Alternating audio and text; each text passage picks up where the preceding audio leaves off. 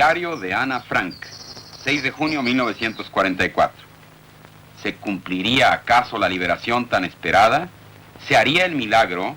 ¿Se realizaría el cuento de hadas? ¿Se nos concedería la libertad este año de 1944? Todavía no lo sabemos. Pero la esperanza ha resurgido entre nosotros. Ahora más que nunca debemos apretar los dientes para no gritar. El pueblo de Holanda había vivido bajo la ocupación nazi durante 4 largos años.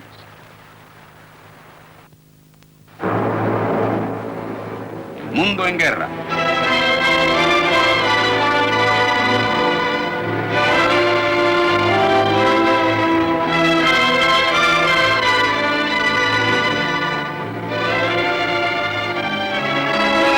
Ocupación.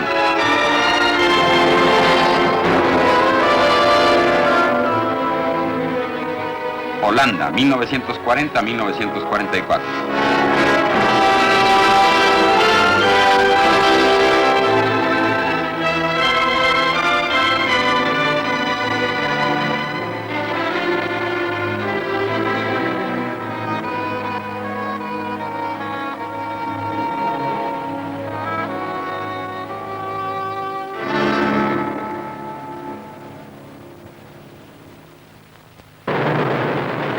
El 10 de mayo de 1940, sin tomarse la molestia de declarar la guerra, Alemania atacó a Holanda.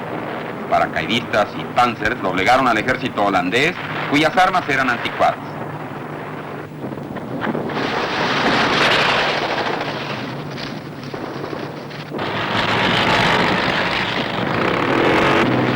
Usando las excelentes carreteras de Holanda, las columnas de Hitler atravesaron la campiña antes de que los aliados pudiesen llegar al rescate.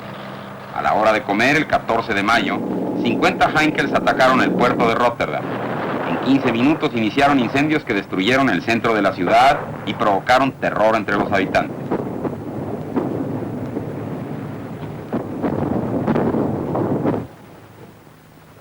Rotterdam capituló. Pocas horas después, Holanda decidió rendirse para salvar otras ciudades de la misma suerte. Esa noche, mientras Rotterdam ardía, el pueblo holandés se quedó sin su guía. La reina, con el gabinete, escapó a la Gran Bretaña para seguir gobernando desde el exilio. Ante la perspectiva de un régimen nazi, más de 300 holandeses, en su mayoría judíos, prefirieron suicidarse. La gente estaba atónita, confundida, atemorizada. Es que Holanda no había estado en ninguna guerra desde Napoleón. Estábamos totalmente atónitos y psicológicamente deshechos.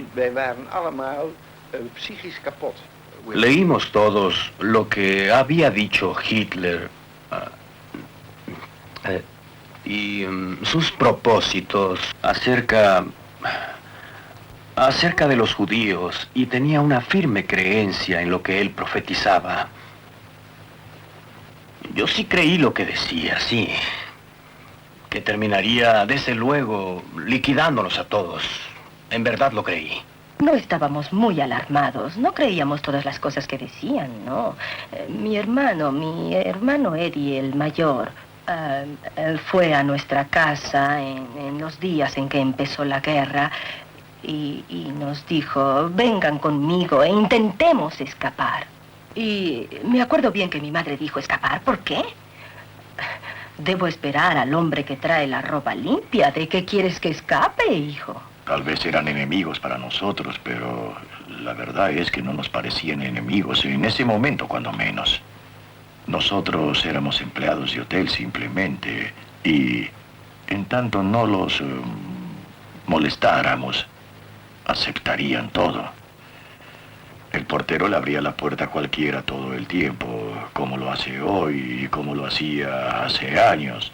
Además, los botones hacían las cosas que siempre tenían que hacer. Como el portero realizaba su trabajo, todos los empleados, desde el más alto hasta el más bajo, hacían lo mismo y eso era todo. Alemania impuso una nueva administración encabezada por un comisionado del Reich, personalmente responsable ante Hitler y con el poder de gobernar por decreto. El nuevo jefe supremo de Holanda era el doctor Arthur Seyss-Inquart, un abogado vienés. Ayudó a organizar la anexión de Austria en 1938. En el antiguo Salón de Caballeros en La Haya, se dirigió a oficiales germanos y también estaban presentes los 12 burócratas holandeses más importantes. Aunque han muerto 5.000 soldados de la Wehrmacht y de Holanda, no hay animosidad en nuestros corazones. Trató de tranquilizarlos, declarando que la ideología nazi no sería impuesta, que Alemania no tenía propósitos imperialistas para con los Países Bajos. Las leyes holandesas seguirían vigentes hasta nueva orden. Seyss-Inquart dijo claramente que el país seguiría administrado por funcionarios civiles. Podría renunciar quien quisiera, pero no renunciar.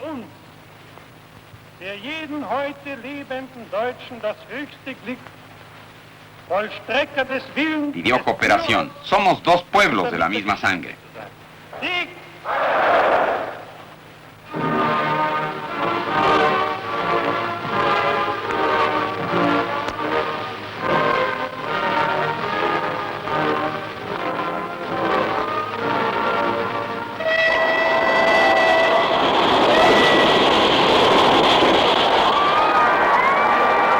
Conciliatorio, Hitler ordenó la libertad de todos los prisioneros holandeses de guerra.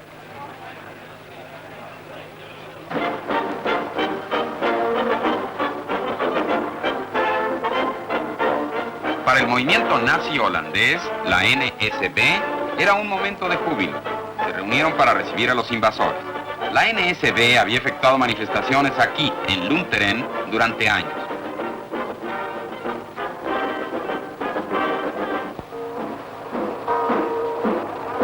La membresía de la NSB se cuadruplicó, llegó a 80.000, aunque solamente 1% de los habitantes participaban.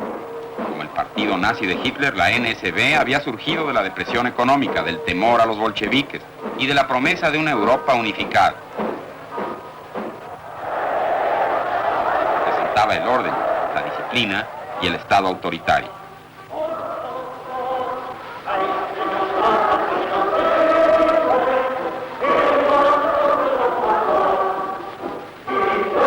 A su manera, los nazis holandeses evocaban antiguas tradiciones, glorificaban la madre patria y prometían respeto a la dignidad nacional.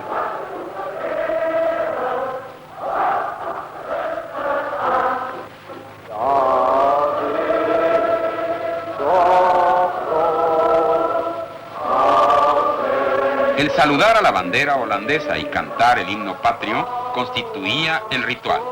Toda referencia a la familia real, los príncipes de Orange, era omitida.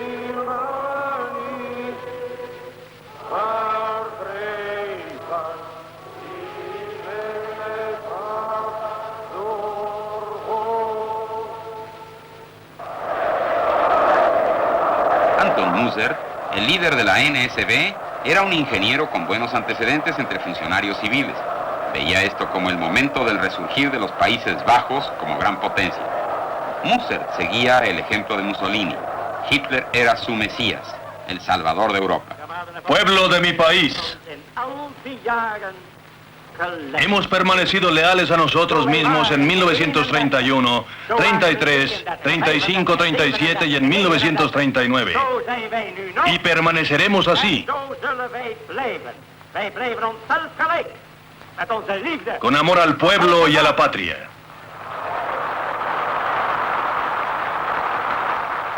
El árbol alemán tiene muchas ramas.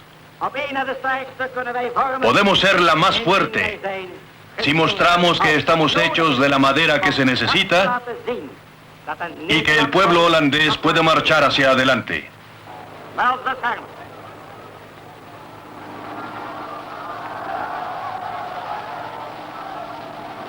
Un bombardero alemán voló por encima de la muchedumbre saludándola. Hacía escasas 6 semanas que la Luftwaffe había sembrado muerte y terror en Rotterdam.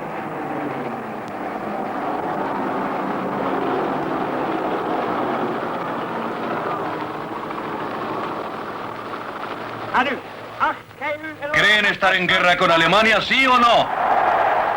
¿Creen ser aliados de Inglaterra, sí o no?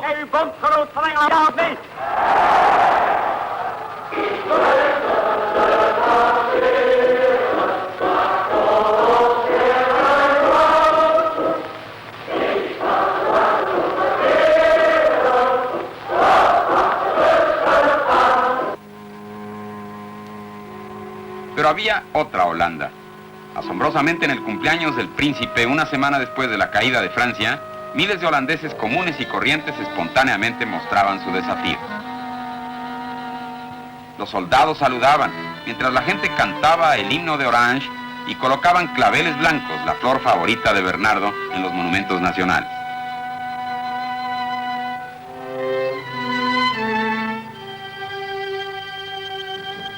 Algunos pensaban que no tenía caso oponerse abiertamente. Una nueva organización política aprobada por Alemania, la Unión de los Países Bajos, se formó para unificar a los patriotas en lealtad hacia la potencia invasora.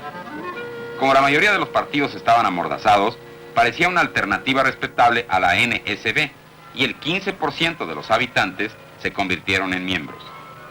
Holanda, país religioso, a pesar de la afirmación de Hitler de que era el salvador de Occidente cristiano, la Iglesia se mostró hostil al nazismo porque anteponía el hombre a Dios. En algunos templos se les negaba la comunión a los holandeses nazis.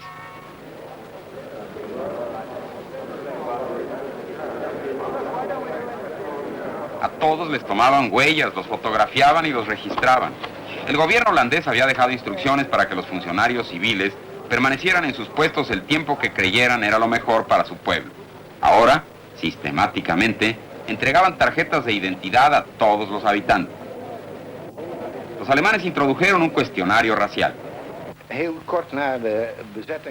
Poco después de la ocupación, 2 hombres de la policía alemana de seguridad se presentaron y me preguntaron, ¿hay algún judío en su municipio? Les contesté, y era la verdad, no hay judíos en mi municipio. Pero ese fue mi primer error, porque al contestar a esa pregunta, aceptaba la discriminación racial. Se tenía que llenar una forma. Un párrafo decía, ¿tiene usted abuelos judíos? No, no los tenía, y así lo dije. Me fui a casa y no me di cuenta de que estaba ayudando a arrinconar a los judíos. Y los hacía vulnerables, los ponía en una posición que más tarde haría que los mataran en cámaras de gas. No me di cuenta. Después de un año de estar más consciente en la política, me agitaba más por el significado real de esa declaración, pero las primeras preguntas eran edad, dirección, abuelos de origen judío, no, está bien. Así que fue un proceso, paso a paso, fue un proceso de infiltración de ese nazismo en nuestra sociedad. A los judíos los cesaron de sus puestos públicos. Los alemanes empezaron a segregar a los hebreos de otros holandeses. Se les prohibía la entrada a cafés y también a parques.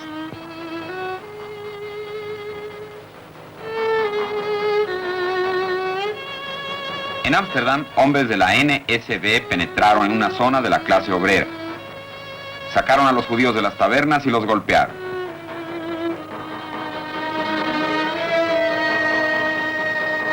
Los grupos hebreos de autodefensa luchaban. Un nazi holandés murió. Un hombre de la Gestapo fue lesionado. En represalia, los alemanes arrebataron a 400 jóvenes hijos de David y los golpearon y los enviaron a Mauthausen, un campamento de muerte. Un barrendero comunista, Piet Mack, siguiendo instrucciones de su partido, se paró en la calle e incitó al pueblo de Ámsterdam a protestar. Una traducción de las palabras de Piet Mack. Lo que me impulsaba a mí en lo personal, y creo que también a los demás, era que estábamos llenos de un terrible odio. Jamás habíamos visto nada igual en Ámsterdam. Mucha gente, solamente por ser judíos, hombres, mujeres y niños, no había excepciones, esa gente era detenida y golpeada. Así que, ¿qué haría usted si viera a alguien en el agua? Se echaría al agua y lo sacaría. No preguntaría si el agua estaba limpia o sucia. Estábamos llenos de ira. No había otro remedio que ir a la huelga. Yo no habría sabido qué otra cosa hacer. No había alternativa. Traducción de las palabras de Gerben Wagener.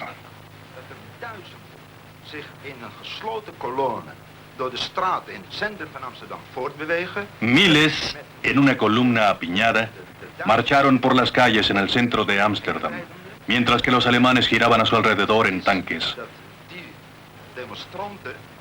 Claro que los manifestantes no estaban armados. pero encontraron un arma, marchar y cantar. Así que marcharon por el Rosengracht cantando la Internacional. El segundo día de la huelga, tuvimos una reunión en el departamento de limpia.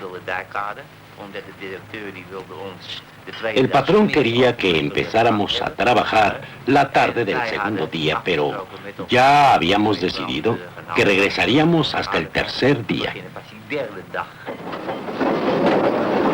Los tranvías que habían iniciado la huelga regresaron a dar servicio.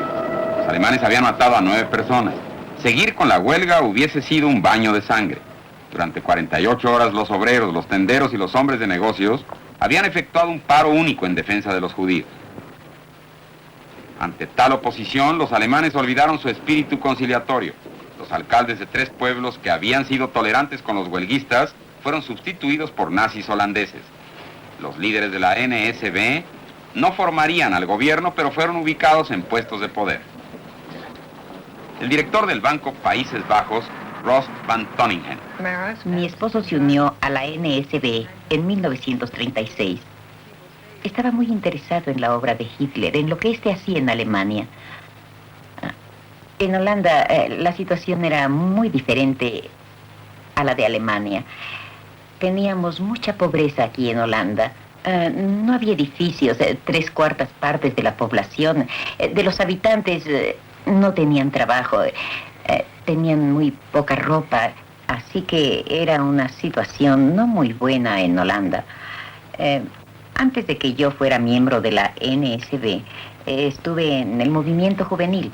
La única diferencia entre la NSB y el movimiento juvenil era que no se trataba de un movimiento político.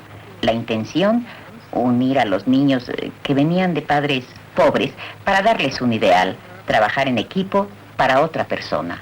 Claro que veíamos el movimiento juvenil en Alemania y era muy diferente porque en Alemania hay un temperamento alemán y en Holanda hay un temperamento holandés. Así que nos fuimos del movimiento a la NSB porque vimos un ideal, vimos el peligro del bolchevismo y pensamos trabajar, hacer un movimiento importante para ayudar a Europa, hacer una Europa grande y unida de varios países que trabajarían juntos. Otro nazi holandés, Woudenberg, se encargó del gremio de obreros. Creo que mi padre trabajó y pensaba partiendo de una base religiosa, sin llamarla Dios ni ningún otro nombre religioso. Mi padre era un hombre muy conocido, pero un hombre odiado. Y había la posibilidad de que yo fuera a Alemania, a un instituto de educación nacional socialista. Era una escuela, se parecía a la escuela Eton o algo por el estilo. Acostumbrábamos usar uniformes y sentíamos todos que éramos un grupo especial, mejor que los otros. Y claro que se siente uno contento cuando así se piensa. Y en muy poco tiempo fui educado en el pensamiento de la SS, un gran imperio alemán, y no había motivo para que yo pensara en Holanda, en los Países Bajos, en la escuela. Sabía que había una cosa que hacer, que la guerra se tenía que ganar. Cuando tuviera edad suficiente, sería soldado para pelear, para que pudiéramos dejar atrás ese pequeño país y aceptar nuevas situaciones de este gran imperio alemán. Junio 1941. La NSB pide apoyo para el ataque a Rusia. Mussert incita a los holandeses a unirse contra Stalin, contra Churchill.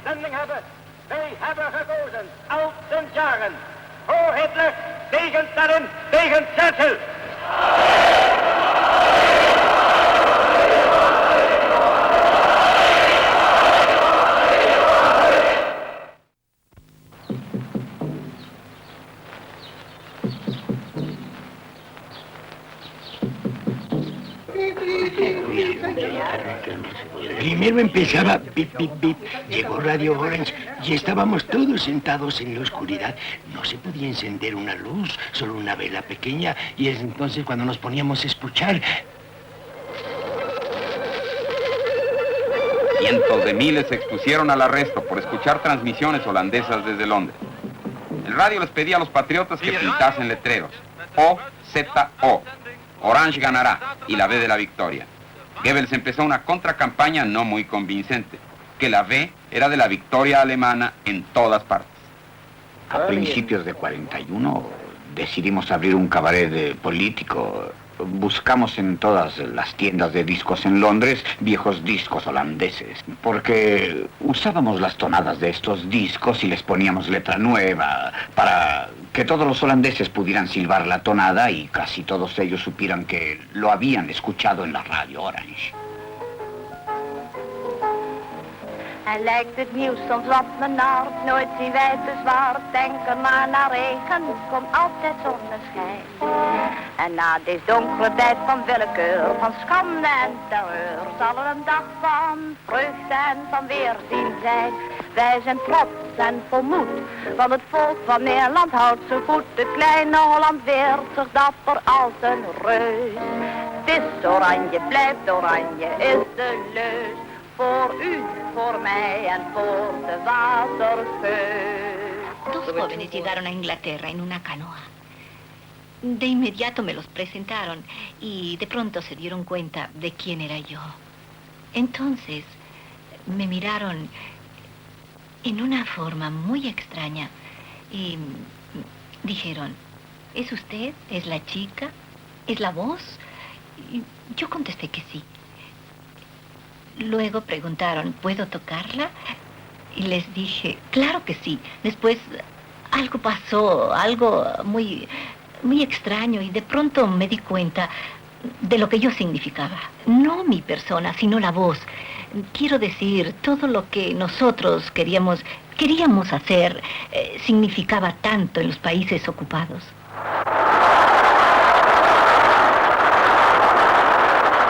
Aparentemente la vida en Holanda parecía seguir normalmente. Bajo el patrocinio de Seyss Inquart, el director más famoso de Holanda, Willem Hengelberg, todavía daba funciones extraordinarias con la orquesta Concertgebouw.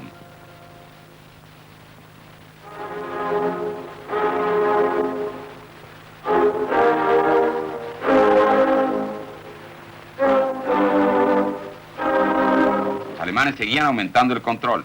Ya para 1942 los invasores empezaban a fortificar la costa. Evacuaban lugares de veraneo donde había ido la gente a descansar 2 años antes. Los alemanes llevaron más y más obreros a trabajos forzados.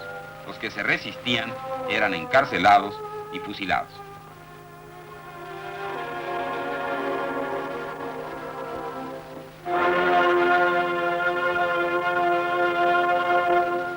No había ningún indicio de victoria aliada. No había señal positiva. ¿Cuándo estaría libre Holanda?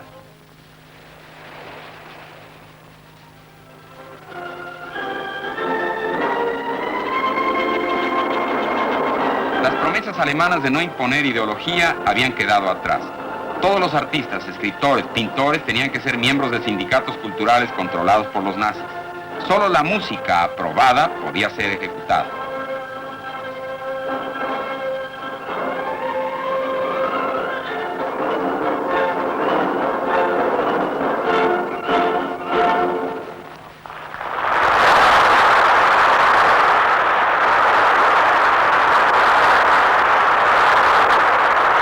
Compositores judíos, prohibidos. Los músicos hebreos fueron despedidos.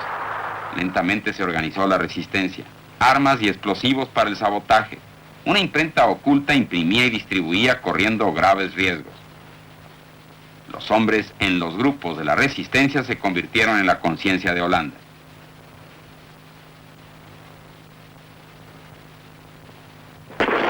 In de polder een huisje te staan, verborgen door bloemen en struiken. Een slootje. Periódicos clandestinos le pedían a la gente que no acudiera a los partidos deportivos patrocinados por los alemanes. Pero la concurrencia aumentaba. La gente quería olvidar la guerra.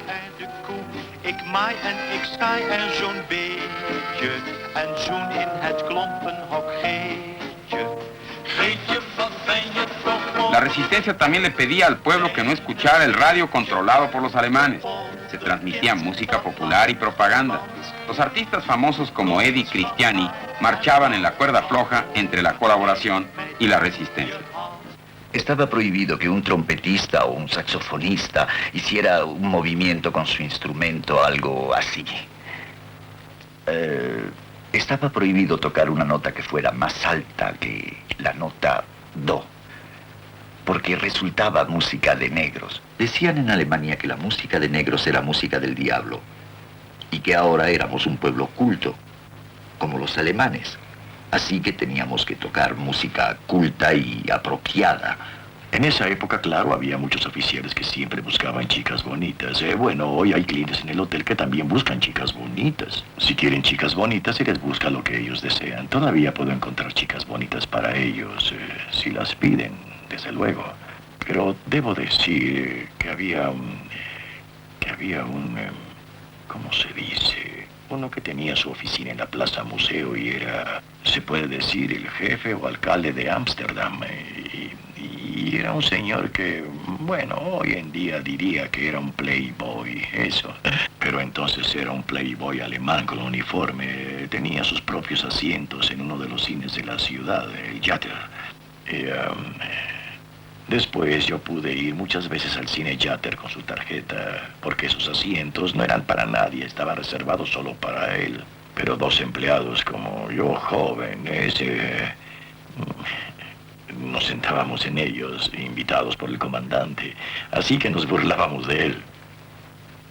Una película que tenía que ser exhibida en cada pueblo holandés era El Judío Eterno. Hun baker ligt in Azië. Vandaar komen ze in reusachtige scharen via Rusland en de Balkanlanden naar Europa. Tegen het midden van de 18e eeuw zijn ze reeds over heel Europa verbreid. In het laatst van de 19e eeuw maken ze van het toenemend scheepsverkeer gebruik om ook Amerika in bezit te nemen. Waar ratten opduiken, brengen zij dood en verderf in het land, vernietigen zij menselijk eigendom en levensmiddelen. Zij verbreiden ziekten, pest, lepra, tyfus, cholera. Ze zijn vals, laf en wreed en treden meestal in grote troepen op.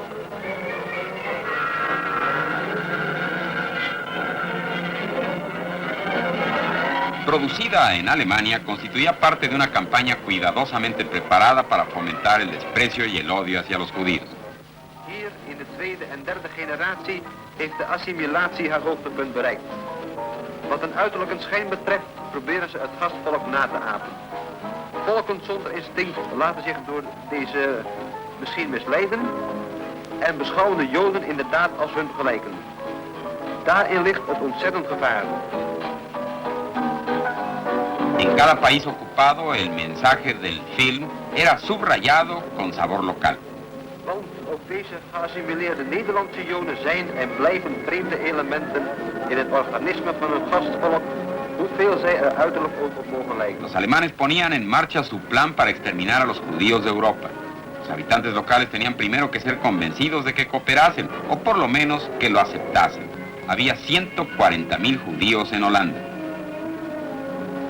En mayo de 1942 se les ordenó que llevasen una estrella amarilla de David y para ese otoño se les reunió y fueron enviados a campos de concentración.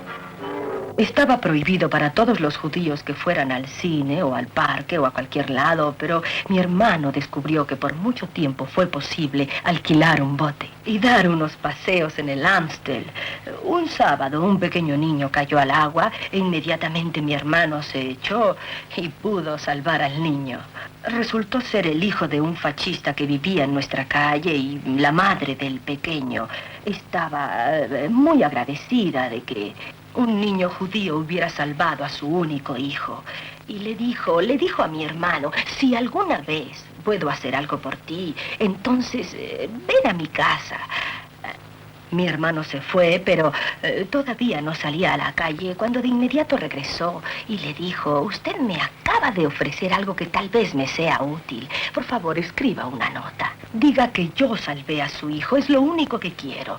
Ella dijo: sí, claro, lo haré con mucho gusto. Recuerdo la nota que escribió diciendo que mi hermano había salvado a su único hijo. La nota empezaba con Heil Hitler y todas esas cosas de cajón. También recuerdo a mi madre, estaba tan enojada con él que le pegó y le dijo: estás loco, ¿por qué hiciste eso? Ahora ya saben tu dirección. Tal vez vengan por ti mañana. No se dio cuenta de que tenían todas las direcciones.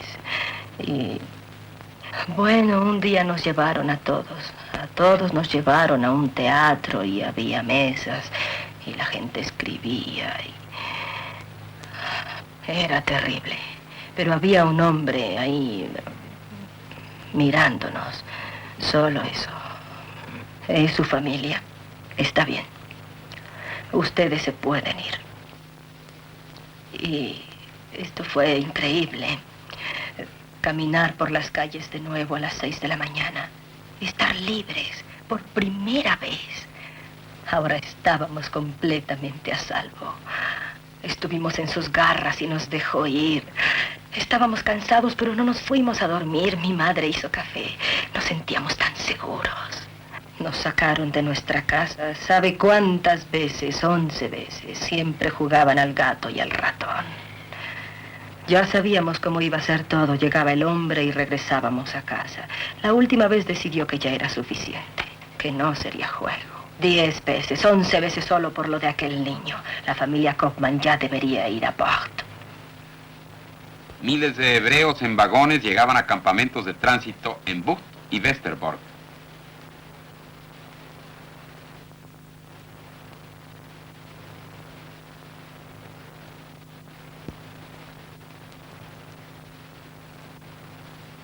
Sus nombres y sus documentos eran revisados por empleados.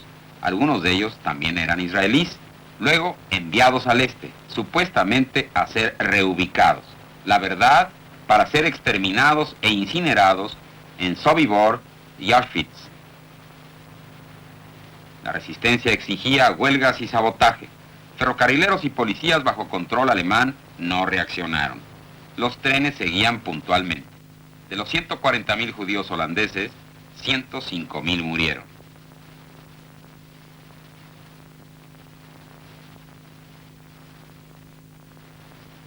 Yo fui ahí a la plataforma y había 24 personas. Señoras, niños y hombres. Unidos todos a una cadena de hierro. Y por supuesto iban a Alemania a ser exterminados. 4 alemanes estaban allí, 3 de un lado con ametralladoras y 1 al otro lado del grupo. Yo estaba solo, eran las 12 del día. Estábamos en el centro de una ciudad, en una plataforma de ferrocarril. ¿Qué podía hacer? Si acaso, por sorpresa, dispararles a los 3. El otro hombre estaba ahí, yo con mi pistola. No estaba indefenso, pero aunque matara a los 4, ¿qué podría hacer con 24 personas que estaban todas encadenadas? Era mediodía, ¿cómo hacer disparos en un lugar tan repleto de alemanes? Así que me alejé de allí. Y eso es verdaderamente terrible. Cuando se tiene una experiencia como esa, se adquiere un nuevo estímulo para arriesgarse debido a las pocas posibilidades. Estuve largo tiempo en Bord. Era de las últimas judías prisioneras en ese campo de concentración y... Bueno, sucede que Morris, mi hermano, que trató de salvarnos, debía abandonarme y eso era terrible. A mis padres los dejó a las 4 semanas, pero a mí a los 9 meses. Él me cuidó como mi padre lo hubiera hecho, o mi esposo. Yo no tenía esposo en aquella época, pero era enternecedor ver cómo trataba de cuidar a su hermana. Trabajaba de noche, era completamente zurdo y trataba de coser prendas para otros prisioneros. Conseguía un poco más de comida. Comida horrible para su hermana y después de 9 meses tuvo que irse. Yo debí ir con él. Pero no estaba permitido porque yo tenía Rodefund, no sé, escarlatina, eso tenía. Y era una de las cosas sucias de los alemanes.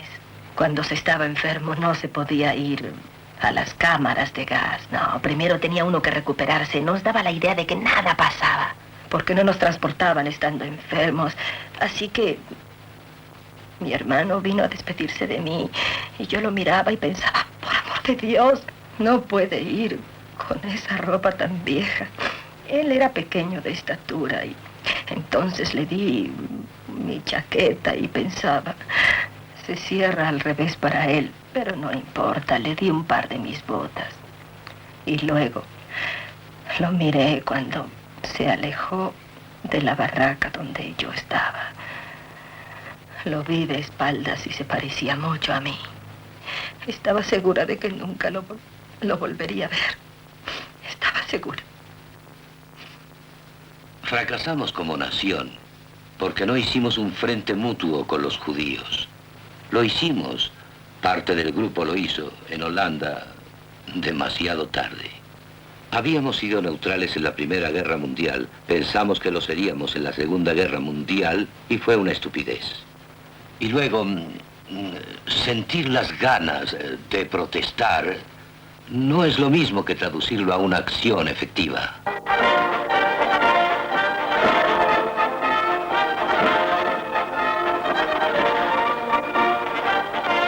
Al continuar la guerra, los alemanes pidieron más voluntarios para que peleasen con ellos en Rusia. 25.000 holandeses se ofrecieron, en proporción con su tamaño el contingente más grande de cualquier país ocupado. Solo la mitad regresó.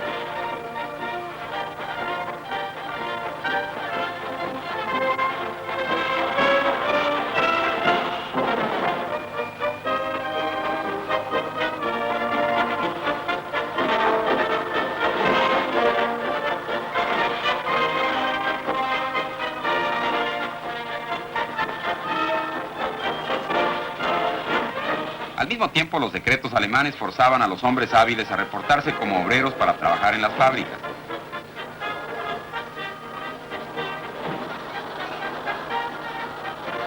Para no quedar separados de sus familias, miles de individuos trataban de ocultarse.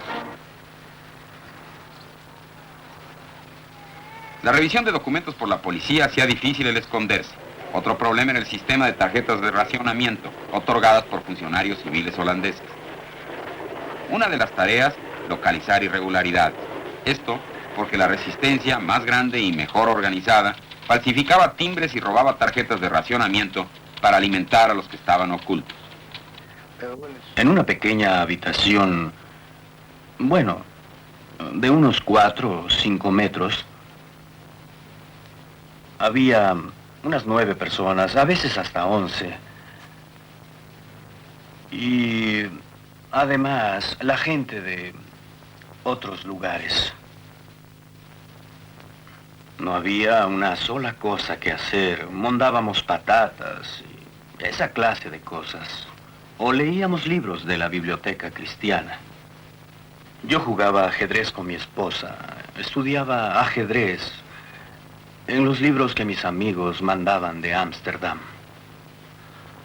Pero era horriblemente igual que el infierno, como Sartre lo dice en su libro Wicklow. Sentado ahí con personas que llega uno a detestar más y más cada minuto del día, con todas las tensiones y la única forma de escapar era dormir.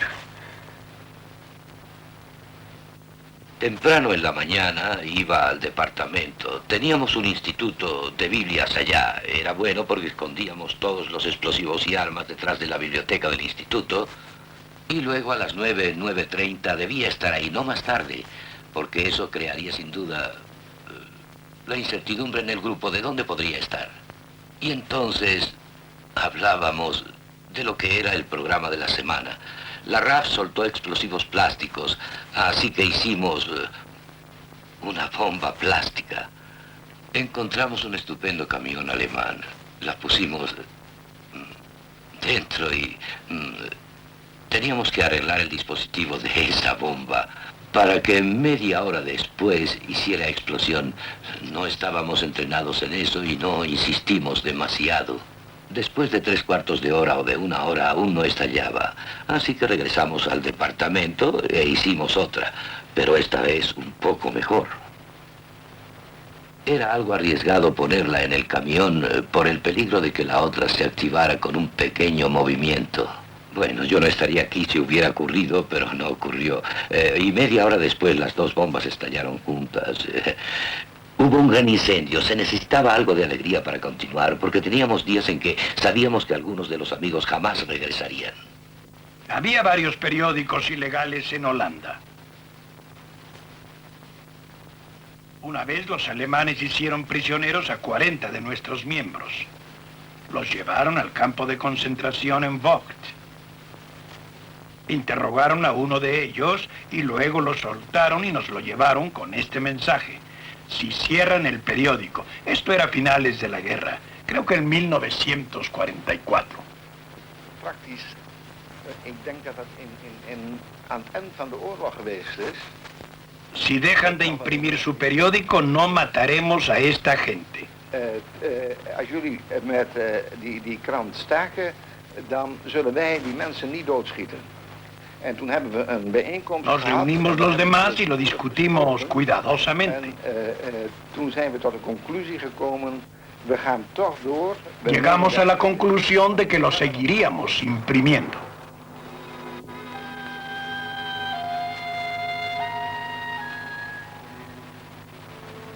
Cuando fusilan a los amigos, se toman las cosas en forma más seria. Si se sabe que un hombre está penetrando las fuerzas de la resistencia y que con matarlo se salvarán muchas vidas, es muy difícil esa terrible responsabilidad. Teníamos órdenes de matar a una pareja peligrosa. Nos pidieron que los matáramos en la calle cuando cruzaran el puente, que los matáramos y huyéramos.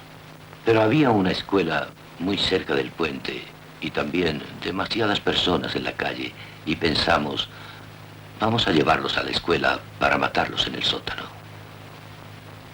Y en cuanto se presentaron en el sótano y se encendió la luz, vimos que la mujer estaba embarazada y no pudimos matarlos, claro. Así que decidimos, el comandante de grupo y yo, que los amenazaríamos. Y eso hicimos. Al hombre, primero, lo hicimos que pasara muy malos momentos, pero solo amenazamos. Y luego, también a su esposa, pero respetando su estado.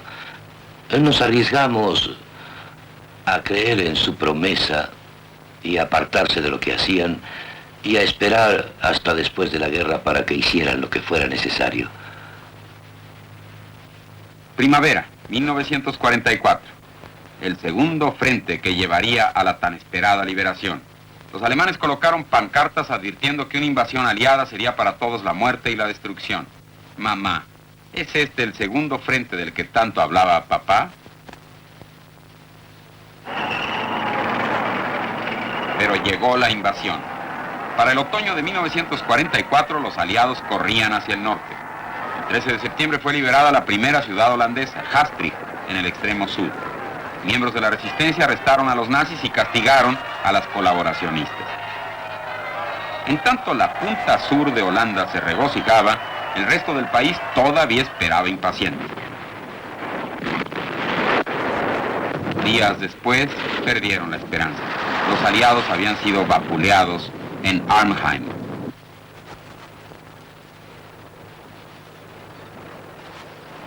El gobierno holandés en el exilio pedía una huelga ferrocarrilera para mermar los pertrechos del ejército alemán.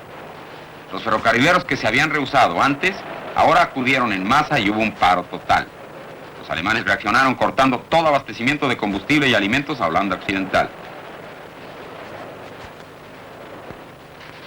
La gente empezó a buscar carbón a lo largo de los rieles.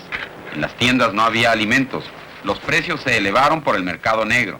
La gente comía hasta tubérculos de tulipán.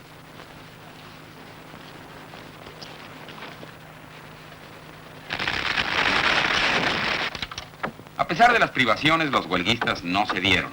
Sus Usando bonos falsificados, la resistencia pagó sueldos. 300.000 hombres eran buscados por los alemanes para trabajos forzados. No había electricidad ni gas. Las casas abandonadas de los judíos fueron demolidas para usar la madera como combustible.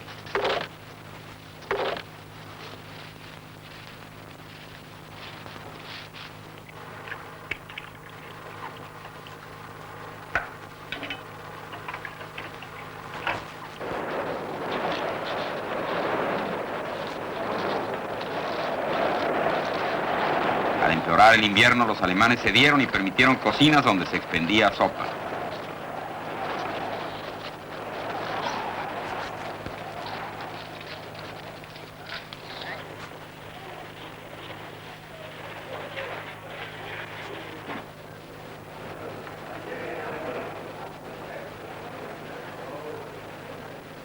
Pero era claro que muchos morirían de hambre si Holanda no era liberada. Le dije a mi amigo Bedley Smith que le preguntara al general Eisenhower si no podíamos iniciar una acción por separado para liberar el resto de Holanda, donde llegamos hasta Maas y luego hasta Nijmegen, y eso fue todo. El resto estaba sufriendo ya la peor parte del invierno.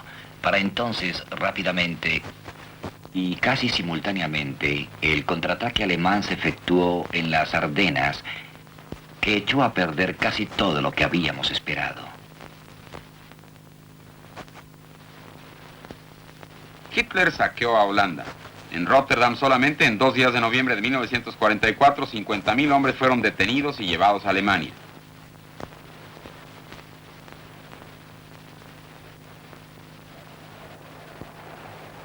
Ese invierno, 16.000 hombres, mujeres y niños holandeses murieron de inanición y frío.